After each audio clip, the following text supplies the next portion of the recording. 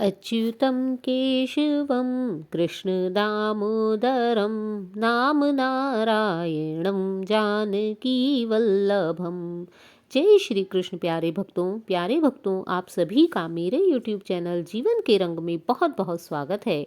और जैसे कि माघ का महीना चल रहा है तथा हम इस समय श्री हरि की विशेष कृपा एवं भक्ति को प्रदान करने वाले माघ मास के अध्यात्म का श्रवण कर रहे हैं, तो इस कड़ी में आज हम माघ मास के अध्याय 19 व अध्याय 20 का श्रवण करेंगे। तो आइए अध्याय 19 की कथा का श्रवण करने से पूर्व हम जान लेते हैं कि हमने अध्याय 18 में किस प्रकार से कथा का श्रवण किया। इससे पूर्व हमने देखा कि किस प्रकार वेद निधि नामक ऋषि के पुत्र तथा गंधर्व कन्याएं काम के ज्वर से मोहित होकर श्राप को प्राप्त हो जाते हैं तथा पिशाच योनि में चले जाते हैं, जिन्हें देखकर वेद निधि ऋषि बहुत ही दुखी होते हैं। तथा एक बार माघ मास में लोमश ऋषि जी के वहां पर आने पर लोमश ऋषि जी से प्रार्थना करते हैं कि हे प्रभु, अपनी कुछ कृपा कीजिए जिनसे इन बच्चों को यह इस पिशाच योनि के श्राप से मुक्ति मिल सके। तब लोमश ऋषि कहते हैं कि हे वेदनिधि जी, मैं आपको पिशाच मोचन नाम का एक पुराना इतिहास सुनाता हूँ। इस इतिहास को यदि तुम्हारी कन्याएं और यदि ये कन्याएं और तुम्हारा पुत्र भी सुनेगा तो अवश्य ही इन्हें अपनी स्मृति हो जाएगी।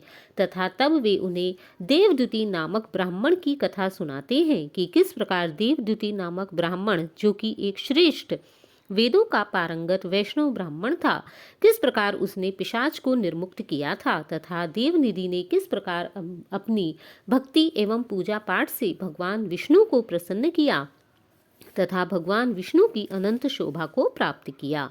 इस प्रकार अब आरंभ करते हैं पिशाच के मोक्ष की कथा कि किस प्रकार देवदूति ने पिशाच को भी मुक्त किया। तब लोमश ऋषि कहने लगे कि उस पिशाच को देवदूति ने मुक्त किया। वह पहले द्रविड़ नगर में चित्र नाम वाला राजा था। वह बहुत ही शूरवीर, सत्यपरायण तथा पुरोहितों को आगे करके यज्ञ इत्यादि करता था, अर्थात वह संपूर्ण यज्ञ पुरोहितों की आज्ञा से ही किया करता। जैसा उसके गुरु उसे आज्ञा देते वह उसी प्रकार कार्य किया करता। दक्षिण दिशा में उसका बहुत बड़ा राज्य था और उसके सभी कोष धन से भरे हुए थे। उसके बहुत से हाथी, घोड़े और रथ थे और वह अत्यंत शोभा को प्राप्त होता था। उसकी स्त्रियां बहुत ही सुंदर थीं, जिनके साथ वह सदैव क्रीड़ा किया करता। उसने अनेक यज्ञ किए थे। वह नित्य अतिथियों की भी पूजा किया करता। वह शस्त्र विद्या में भी निपुण था। उसके राज्य में प्रजा सब ओर से सुखी थी। उसे किसी भी प्रकार के शत्रु का कोई भय नहीं था। वर्षा उसके राज्य में समय से होती थी तथा प्रजा को किसी प्रकार का कोई दुख न होता था। वह एक पिता के समान ही अपनी प्रजा का पालन किया करता था तथा प्रजा भी उसका अपने पिता के सम्मान ही सम्मान किया करती थी। वह सदैव ब्रह्मा, विष्णु, महेश में कोई भी भेदभाव न करके उनका समान रूप से पूजन किया करता तथा सदैव सूर्य देव की भी पूजा किया करता था। वह जंगल में भी स्त्रियों से घिरा हुआ क्रीड़ा किया करता था। एक बार इसी प्रकार वह जंगल में घूम रहा था। तब वह संयोगवश पाखंडियों के एक मंदिर में गया और वहां पर वेदहीन भस्म लगाए हुए पाखंडी महात्मा बने हुए साधुओं से उसकी मुलाकात हुई।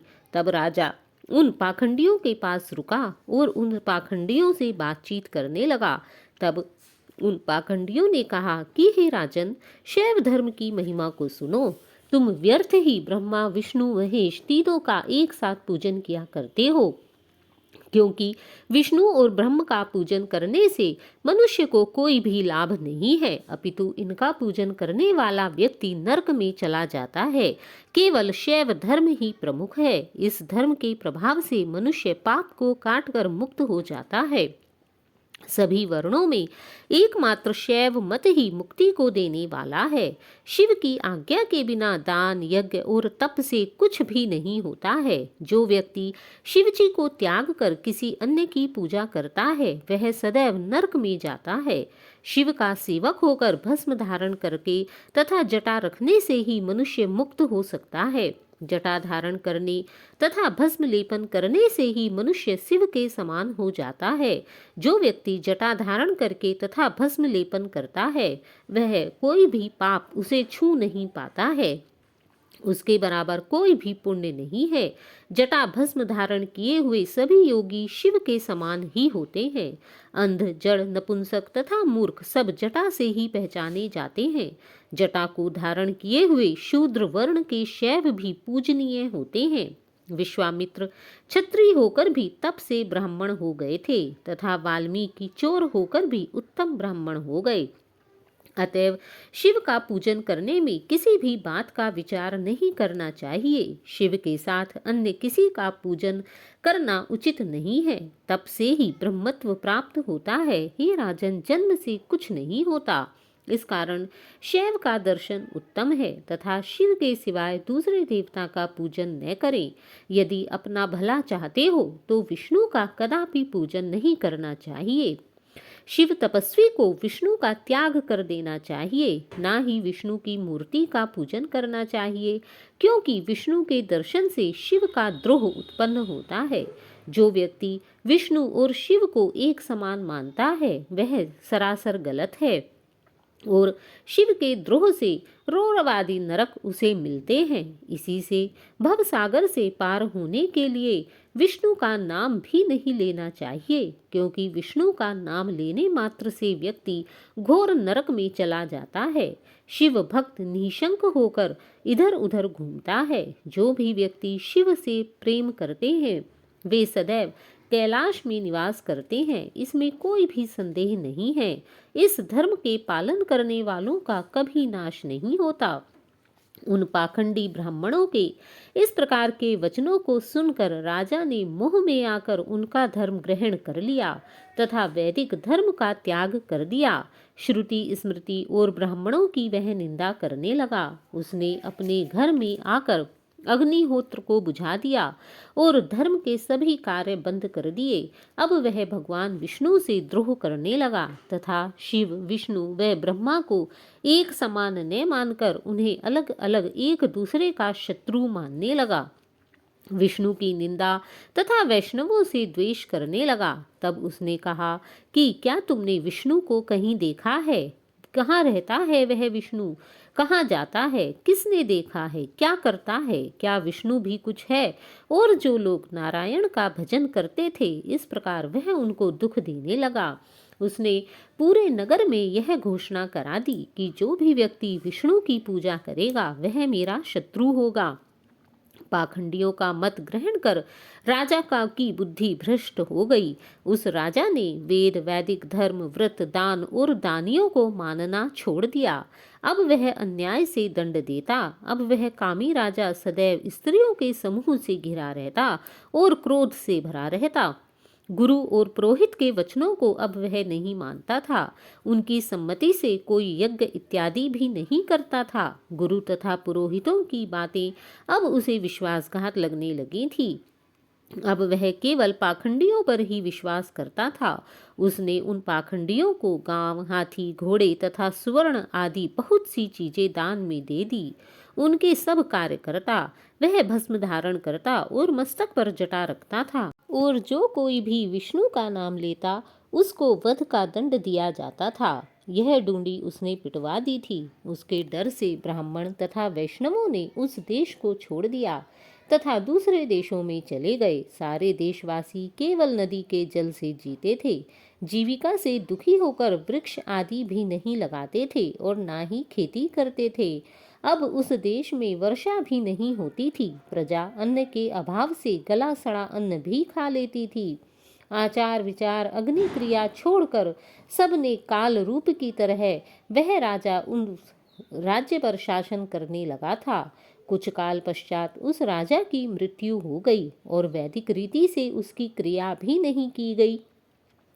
यह यमदूतों से अनेक प्रकार से दुख उठाता हुआ कहीं लोहे की कीलों पर से उसे चलना पड़ा, कहीं जलते हुए अंगारों पर चलना पड़ा, जहाँ सूर्य आदि अति तीव्र थे और न कोई छाया का वृक्ष था। कहीं वह लोहे के डंडों से पीटा गया, कहीं बड़े बड़े दांतों वाले भेड़ियों और कुत्तों से काटा गया। इस प्रकार दूसरे पापियों का हाहाकार वह सुनता रहा तथा रास्ते के अनेक दुखों को भोगता हुआ वह राजा यमलोक में पहुंच गया। जय श्री कृष्ण। तो प्यारे भक्तों, यह है अध्याय 19 की कथा कि किस प्रकार एक धर्म पर चलने वाला राजा पाखंडियों के संग में आकर किस प्रकार उसने अपना धर्म भ्रष्ट कर लिया तथा धर्म के भ्रष्ट होने से किस प्रकार उसका जीवन नष्ट हुआ तथा मृत्यु के पश्चात वह किस प्रकार यमदूतों के द्वारा पीटा गया। आइए सुनते हैं इससे आगे की कथा कि मृत्यु के पश्चात उस राजा का क्या हुआ। आरंभ करते हैं अध्याय 20 की कथा। तब लोमश ऋषि जी कहने लगे कि वह राजा पहले तो तामिश्र नामी नरक में गिराया गया, फिर अंध तामिश्र जहाँ पर अति दुखों को प्राप्त हुआ वहाँ पर पहुँच गया। उसके पश्चात वह महारौरव फिर कालसूत्र नामी महानर्क में चला गया और फिर मूर्छा को प्राप्त हो गया। अत्यधिक दुखों को सहन करता हुआ जब भी उसे मूर्छा से चेतना आती तब वह अनेक प्रकार के और दुखों को सहन करता। इस प्रकार वह तापन और संप्रतापन इत्यादि नरकों में भी गया। अनेक दुखों को भोगता हुआ वह प्रताप नामक नरक में गया तथा भगवान विष्णु से द्रोह करने के कारण वह भगवान विष्णु, ब्रह्मा व शिव को भिन्न भिन्न मानने के कारण तब वह काकोल, कुंडपल, पूर्व मृतिका, लोह शंकु, मृजीप आदि नरकों से होता हुआ अंत में असी पत्र वन में पहुंचा दिया गया। वहां पर उसे लोहधारक आदि नरकों में गिराया गया। तब भगवान विष्णु के स्वार्थ द्वेष करने के कारण वह 21 युग तक भयंकर नरकों की यातनाओं को भोगता रहा और नरक से निकलकर इसके पश्चात हिमालय पर्वत पर गिरा दिया गया, जहाँ पर वह बड़ा भारी पिशाच हुआ। तब वह उस पिशाच योनि में आकर उस वन में भूखा और प्यासा इधर उधर फिरता रहा। उसे मेरू पर्वत पर भी कहीं खाने को कुछ न मिला और न ही पीने को जल मिला, क्योंकि उसने ब्राह्मणों को निरपराध ही अपने जीवन काल में दंड दिया था। इस कारण वह ब्राह्मणों को दंड देने के कारण भूखा प्यासा वहां पर घूमता रहा। होतव्यता के कारण वह पिशाच योनि में घूमता हुआ एक बार प्लुतश्रवण नामक वन में जा पहुंचा। वहां पर बहेड़े के वृक्ष के नीचे वह दुखी होकर हाय मैं मरा, हाय मैं मरा इस प्रकार जोर जोर से चिल्लाने लगा और कहने लगा कि भूख से दुखी मेरे इस जन्म का भला कब अंत होगा। इस पाप रूपी समुद्र में डूबते हुए मुझको कौन सहारा देगा। हे भगवान विष्णु, मैंने नाहक ही तुमसे द्वेष किया है, कृपा कर मेरा इस दुखों से छुटकारा दिलाइए। तब लोमश जी कहने लगे कि इस प्रकार वेद पाठ करते हुए देवदूति ने एक बार दुख भरे हुए उसके वचनों को सुना, क्योंकि देवदूति भी वहीं पर वेद पाठ कर रहे थे और वहां पर उन्होंने उस पिशाच को देखा। उसकी लाल डरावनी आंखें हो रही थी, उसका शरीर अत्यंत दुर्बल था, उसके काले काले ऊपर को खड़े हुए बाल थे, उसका चेहरा बहुत ही विकराल था। काला शरीर, लंबी सी जीभ बाहर को निकली हुई थी, उसके लंबे होठ, लंबी लंबी जांघें और लंबे लंबे पैर थे। उसका चेहरा सूखे हुए मांस का लोथड़ा मात्र रह गया था। गड्ढे जैसी आंखें वाले पिशाच को देखकर देवदूति को उस पर बहुत ही दया आई, क्योंकि मन से शुद्ध होने रहने वाले ब्राह्मण किसी को देखकर डरते नहीं हैं, अपितु सभी के लिए उनके हृदय में दया भाव ही होता है। इसलिए स्वाभाविक करुणा से भरे हुए देवदूति ने उस पिशाच को देखकर उस पर दयाशील होते हुए उससे पूछा, हे पिशाच, तुम कौन हो और ऐसी करुणा से क्यों रोते हो? तुम्हारी यह दशा कैसे हुई तथा मैं तुम्हारा क्या उपकार करूं जिससे तुम्हें इस दुख से थोड़ी सी मुक्ति मिल सके? कृपा कर मेरे आश्रम पर आ जाओ, क्योंकि मेरे आश्रम पर आ जाने से कोई भी प्राणी दुखी नहीं रहता और वैष्णव लोग सदैव आनंद ही करते हैं। जो व्यक्ति कभी किसी से द्रोह नहीं करते उन्हें कभी कोई कष्ट नहीं होता। सोहे भद्र, तुम अपने इस दुख का कारण जल्दी कहो, क्योंकि विद्वान मनोरथ पाने वालों के लिए विलंब नहीं किया करते। ऐसे वचन सुनकर उस प्रेत ने रोना बंद कर दिया और विनीत भाव से कहने लगा, हे द्विज, किसी बड़े ही पुण्य के कारण मुझे आपके दर्शन हुए हैं, ऐसा मुझे प्रतीत हो रहा है। क्योंकि बिना पुण्य के तो साधुओं की संगति नहीं होती और मैं तो बहुत बड़ा पिशाच हूँ तथा इस बहुत बड़े वन में दुखी होकर फिर रहा हूँ। और फिर उसने अपने पहले जन्म का संपूर्ण वृतांत वेदद्युति नामक ऋषि के सामने कह सुनाया तथा वह कहने लगा कि हे भगवान, विष्णु के द्वेष के कारण मेरी यह दशा हुई है। मैंने उन पाखंडी ब्राह्मणों के बहकावे में आकर शैव धर्म को अपना लिया, जो कि पूर्ण रूप से झूठा था। शैव का मैंने अलग ही अर्थ निकाला तथा विष्णु से द्वेष करने लगा। जिस हरि का नाम यदि अंत समय में भी मनुष्य के मुख से निकल जाए तब भी मनुष्य विष्णु पद को प्राप्त होता है, जो सबका पालन किया करते हैं, जो अपने भक्तों पर सदैव दया करते हैं, जिनके आधार पर, जिनकी कृपा पर ही यह संपूर्ण संसार टिका हुआ है, मैंने ऐसे भगवान विष्णु से द्वेष किया है। यह सब मेरे कर्मों का ही दोष है, जिसकी ब्राह्मण तप द्वारा प्रार्थना करते हैं। ब्रह्मा आदि देवता, सनक आदि ऋषि जिनको अपनी मुक्ति के लिए जिनकी पूजा किया करते हैं, जो आदि मध्य और अंत में विश्व के विधाता और सनातन है, जिनका आदि मध्य और अंत नहीं है, उन भगवान के साथ मैंने द्वेष किया है। जो कुछ पुण्य मैंने पहले जन्म में किए थे, वे सभी विष्णु जी के द्वेष रूपी अग्नि में जलकर भस्म हो गए। यदि किसी प्रकार मेरा यह पाप नष्ट हो जाए तो मैं आगे चलकर भगवान विष्णु के सिवाय किसी और देवता का पूजन नहीं करूंगा। अब मैं आगे भगवान विष्णु, शिव व ब्रह्म में किसी प्रकार का कोई भेद नहीं करूंगा। विष्णु भगवान से द्वेष करके मैंने बहुत दिनों तक नरक की यातना भोगी है और अब इस पिशाच योनि में पड़ा हुआ हूँ। इस समय मैं किसी अच्छे कर्म के योग से आपके आश्रम में आया हूँ, जहाँ पर आपके सूर्य रूपी दर्शन ने मेरे दुख समान अंधकार को दूर कर दिया है। अब आप कोई ऐसा उपाय बतलाइए जिससे मेरी यह पिशाच योनि दूर हो जाए, क्योंकि सज्जन पुरुष उपकार करने में देर नहीं करते। तब देवद्युति कहने लगे कि यह माया देवता, असुर, मनुष्य सबकी स्मृति को मोहित कर देती है। इस माया के कारण ही धर्म का नाश करने वाला द्वेष पैदा हो जाता है। जगत के उत्पन्न करने, जगत की रक्षा करने और नाश करने वाले जो सब प्राणियों की आत्मा है, उन भगवान विष्णु से भी लोग द्वेष करने लगते हैं। यह सब इस माया का ही दोष है। जिनके अर्पण करने से सभी कर्म सफल होते हैं, उनकी भक्ति से मुख मोड़ने वाले मूर्ख कौन सी गति को प्राप्त नहीं होते। चारों वर्णों का वेदोक्त हरि का भजन करना ही उत्तम माना जाता है, अन्यथा कुमार्ग में चलने वाले मनुष्य नरक के गामी होते हैं। इसी कारण वेद विरुद्ध कर्मों को व्यक्ति को त्याग देना चाहिए। व्यक्ति को अपनी बुद्धि से बचे हुए धर्म के मार्ग पर चलने से मनुष्य परलोक के पथ का भी नाश करते हैं। वह वेद, देवता और ब्राह्मणों की निंदा करते हैं। झूठे मन कल्पित शास्त्रों को मानने वाले व्यक्ति नरक में जाते हैं तथा जो लोग ऐसे झूठे पाखंडी ब्राह्मणों के मत को मानते हैं, उन्हें भी नरक मिलता है।